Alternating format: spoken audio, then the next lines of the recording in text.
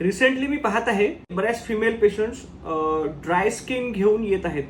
Dry skin त्यांच्या कपाळावरती किंवा गालांवरती येत आहे. सध्याच्या वातावरणामुळे ह्या सगळ्या गोष्टी होत आहे. जे वेदर आहे ते सकाळी थंड, रात्री थंड आणि दिवसभर साधारण उष्ण गरम असते. त्यामुळे त्वचेला वातावरणाशी जुळवून घेण्यात जे काही अडचण तयार होते त्या अडचणीमुळे ती ड्राय व्हायला लागते आणि याला घाबरण्याची बिलकुल गरज नाहीये. घरगुती प्रयत्न करायचे नाही, स्क्रब करायचं नाही. फेस वॉशेस जे तुमच्याकडे आहेत, जे ग्लायकोलिक ऍसिड किंवा सॅलिसिलिक ऍसिड असणारे कंटेंट्स असणारे जर असतील तर सध्या ते बंद ठेवायचे आहेत.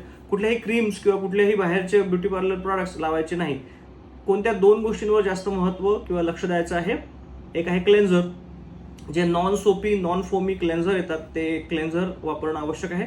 Second thing is moisturiser. एक खूप चांगलं मॉइश्चरायझर तुमच्याकडे असणं आवश्यक आहे, जे दिवसातून 3, 4, 5 वेळा लावणे आवश्यक आहे.